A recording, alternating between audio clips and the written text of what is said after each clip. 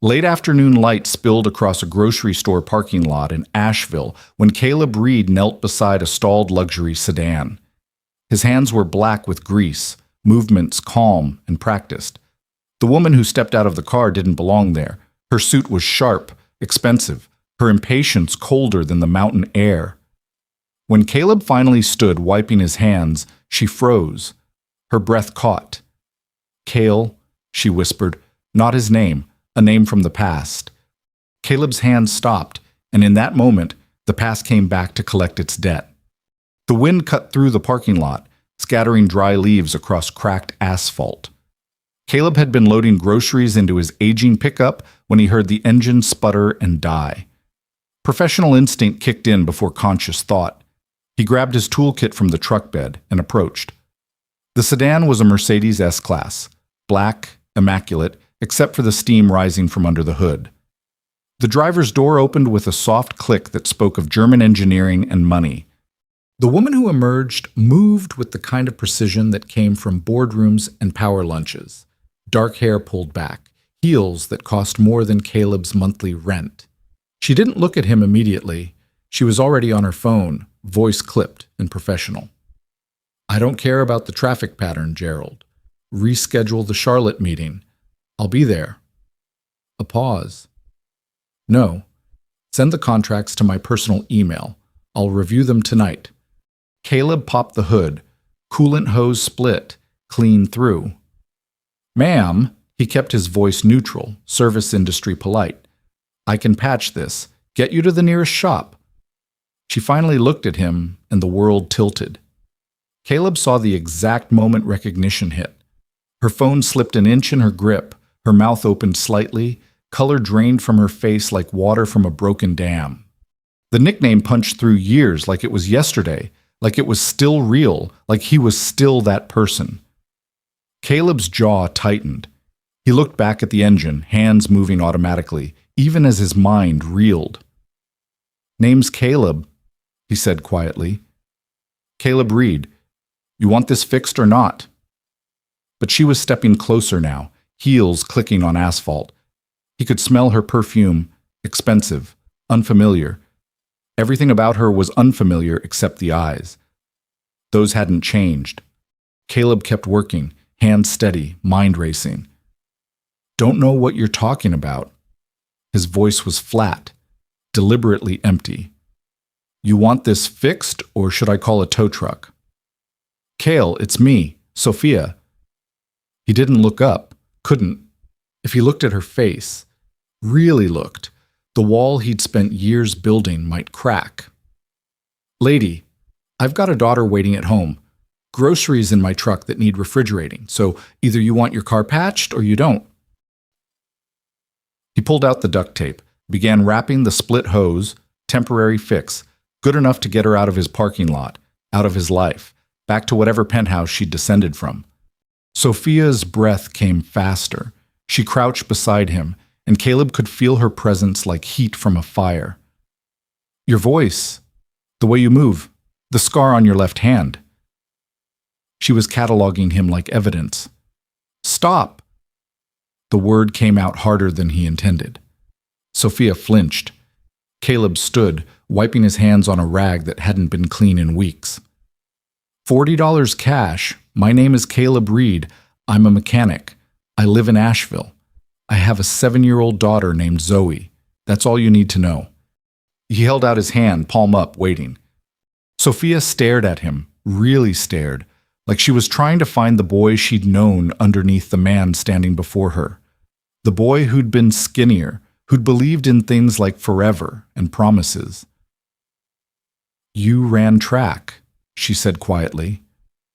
"Distance running. You wanted to study engineering at State. Your mother worked 2 jobs.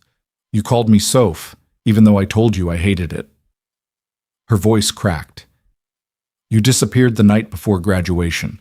No note, no call, nothing." Caleb's chest tightened. The ache was familiar. Years hadn't dulled it. $40, he repeated. Sophia's hand shook as she pulled bills from her wallet. She pressed 2 20s into his palm. Her fingers lingered a moment too long. I looked for you, she whispered. For months. I thought you were dead. Caleb pocketed the money, turned back to his truck without another word.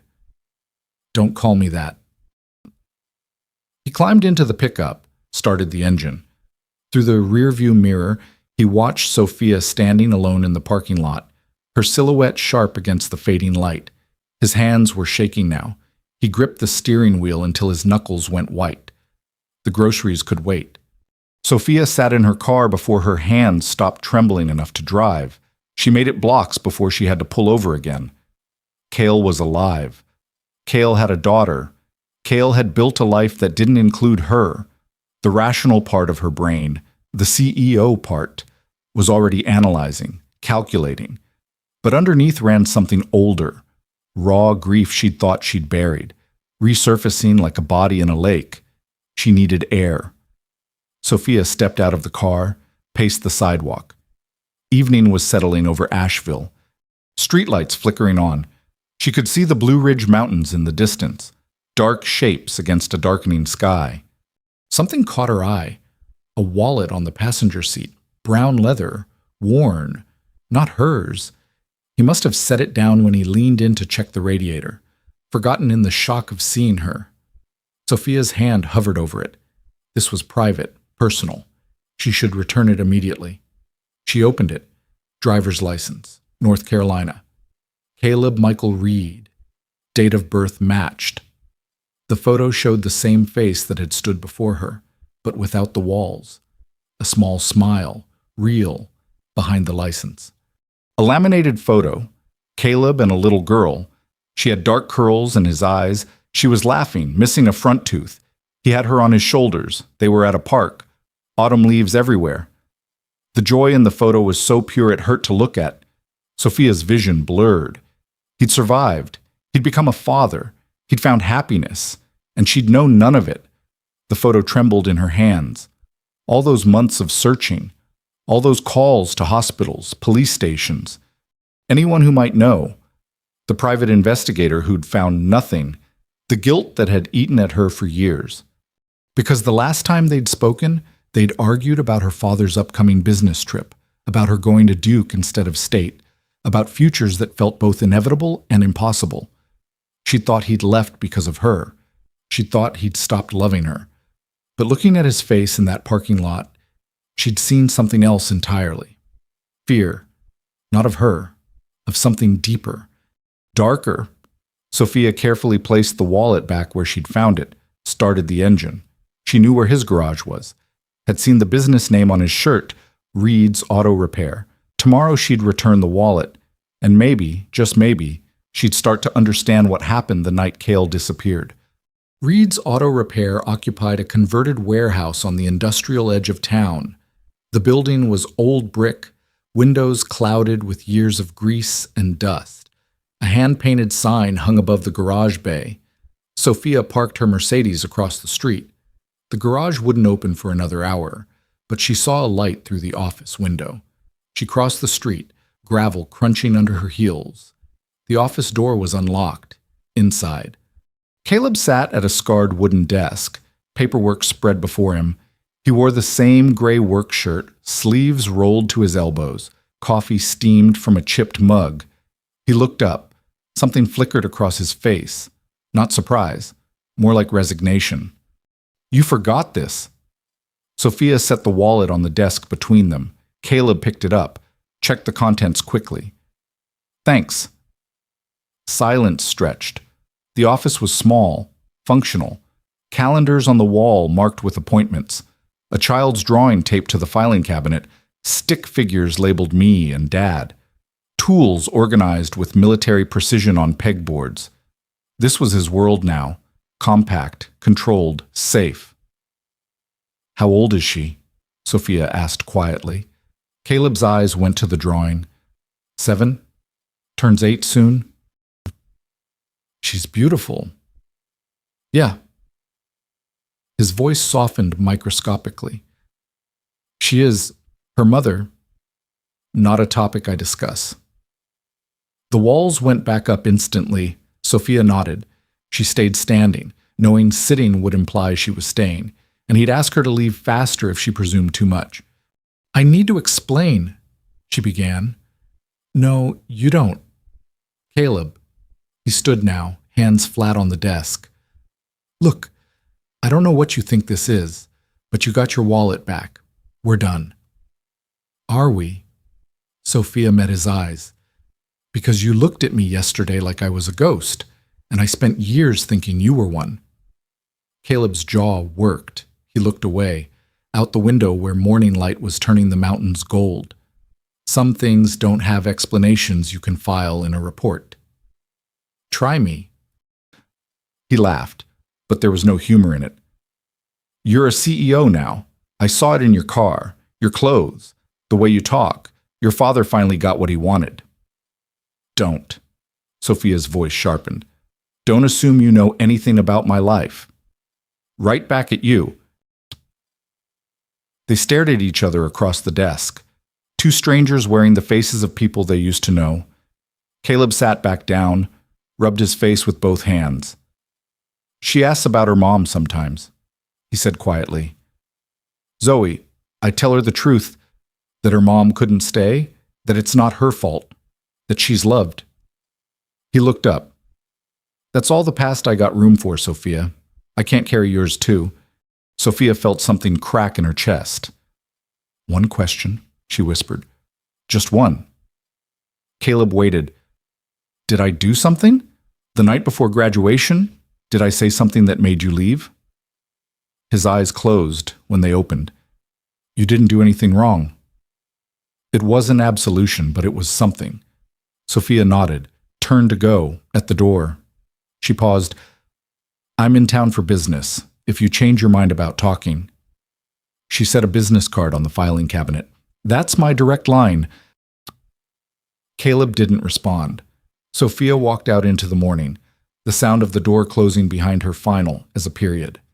Sophia came back days later, different car this time. A rental sedan, nondescript. She parked down the block and watched the garage through the morning rush. Caleb arrived, unlocked the bays. Within an hour, 3 cars were already on lifts. She didn't approach.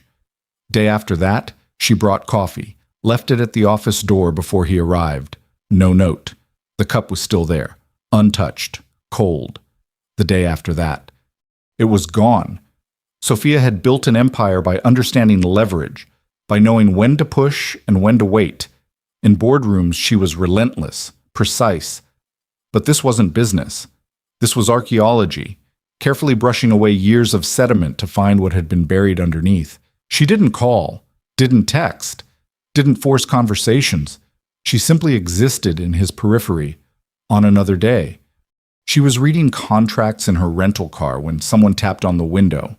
Caleb stood there, hands in his pockets, waiting. Sophia rolled down the window.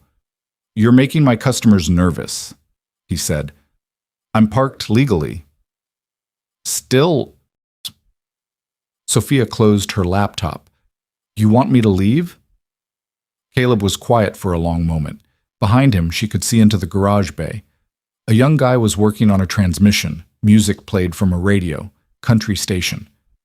"Zoe has a field trip tomorrow," Caleb said finally.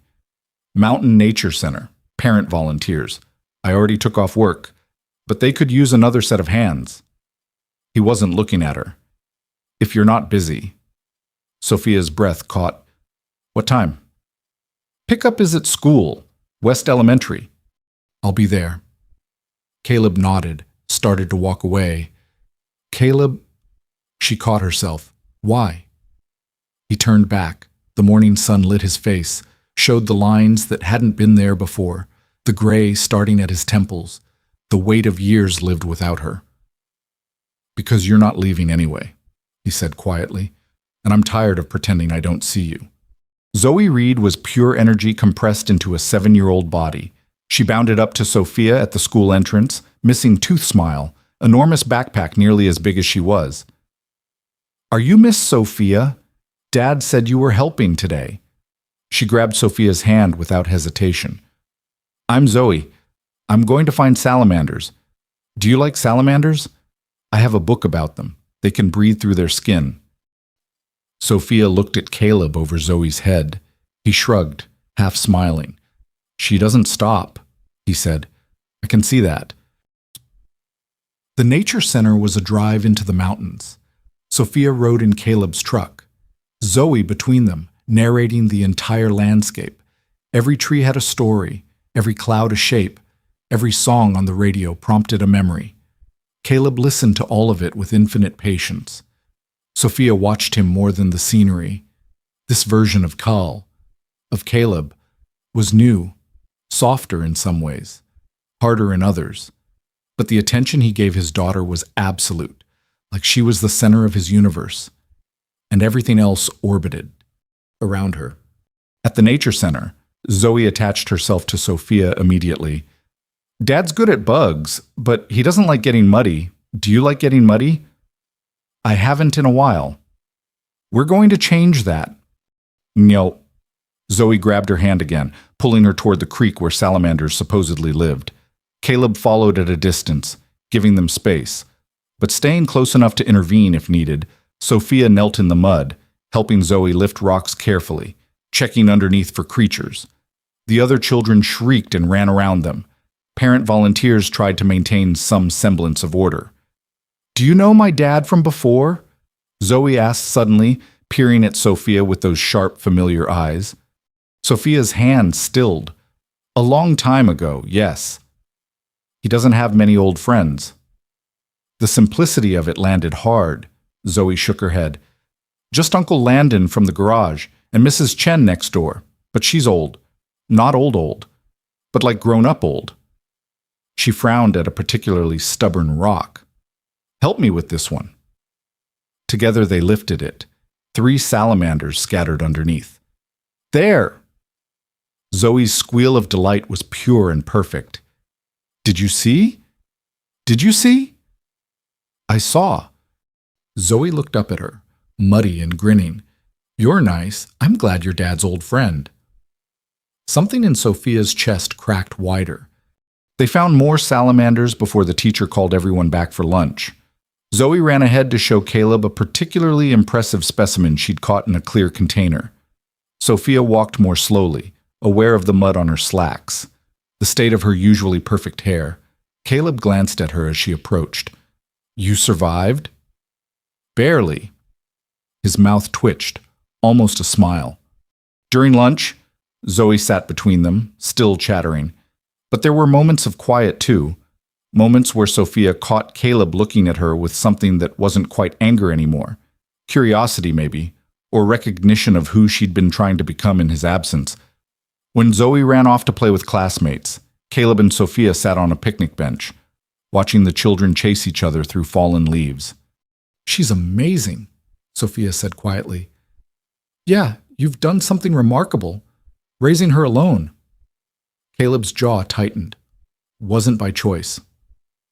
What happened? He was quiet for so long, Sophia thought he wouldn't answer. Her mom was a waitress, good person, wrong time in both our lives. He watched Zoe climb a tree, ready to jump if she slipped. She tried, but motherhood wasn't what she wanted. She left when Zoe was young, signed over custody, sends birthday cards sometimes. I'm sorry. See, we're good. Better than good.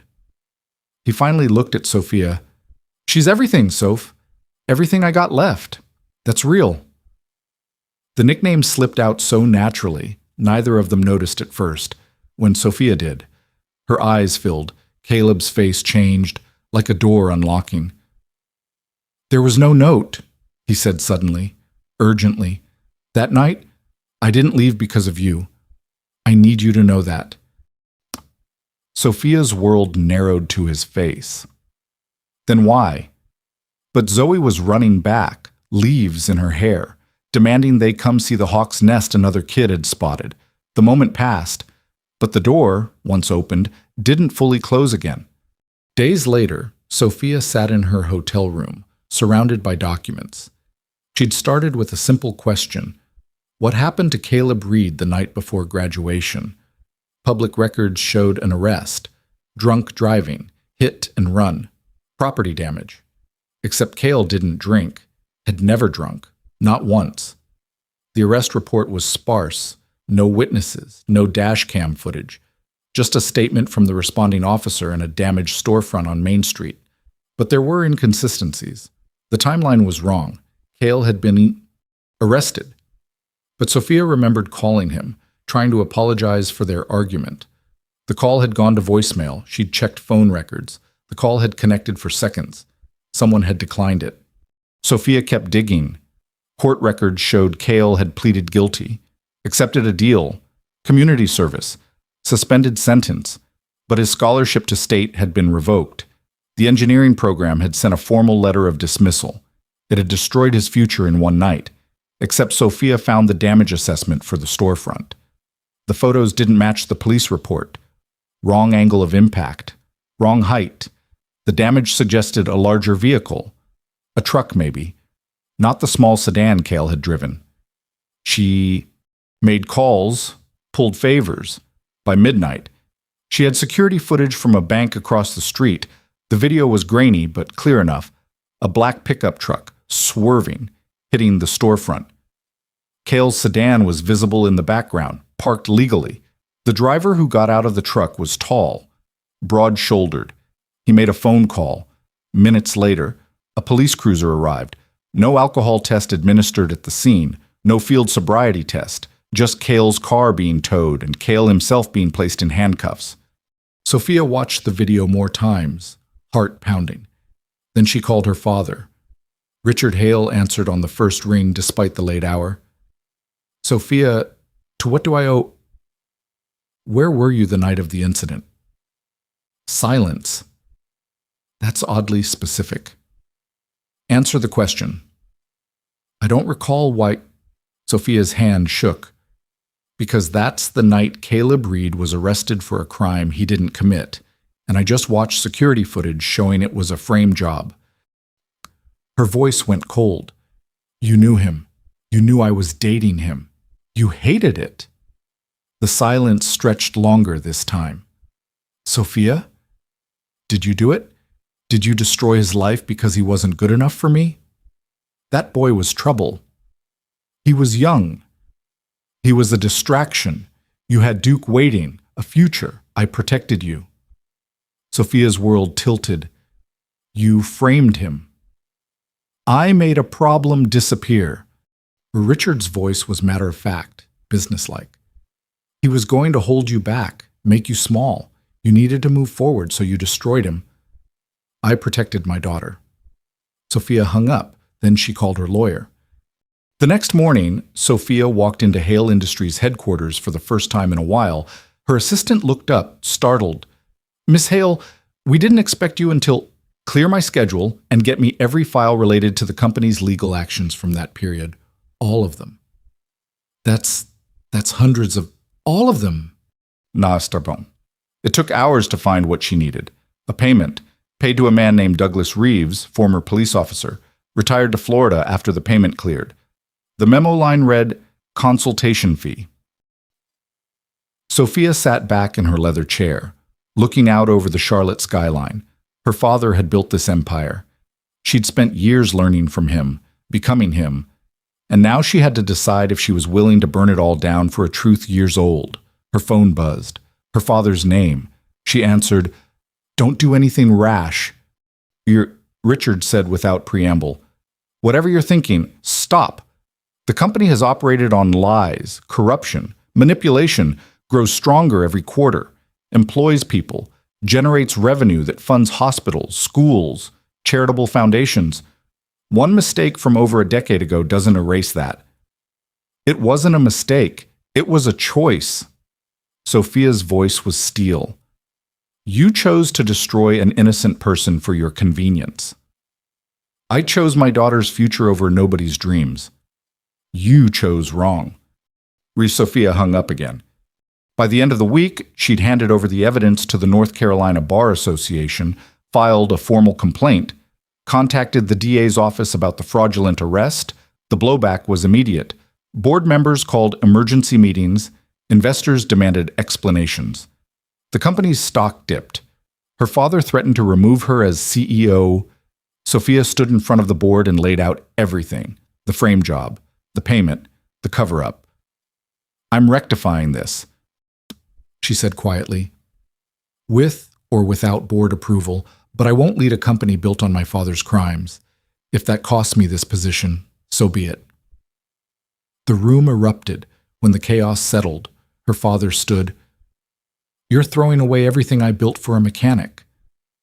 No, Sophia said quietly. I'm correcting a wrong you committed against an innocent person. That's not loyalty to him. That's basic human decency. Richard Hale walked out. Board members followed. Sophia stood alone at the head of the table. She'd just declared war on her own family, and she'd never been more certain of anything in her life. Caleb was under a Chevy when his phone rang. He ignored it, focused on the transmission leak. It rang again. Landon, can you get that? His assistant picked up the office phone. Reed's Auto Repair. A pause. Yeah, he's here. Hold on. Landon appeared in the doorway. Some lawyer guy says it's urgent. Caleb slid out from under the car, wiping his hands, took the phone. This is Caleb Reed. Mr. Reed, my name is James Patterson. I'm with the district attorney's office, Buncombe County. I'm calling about a case from years ago. Case number. Do you remember it? Caleb went still. Yeah, I remember. New evidence has come to light suggesting your guilty plea was entered under false pretenses. We'd like to discuss expunging your record.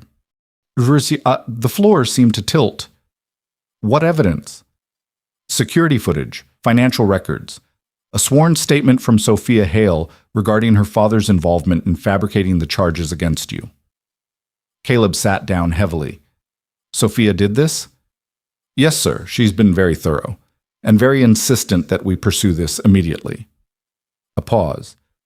Mr. Reed, there's a strong possibility you were the victim of a deliberate frame job.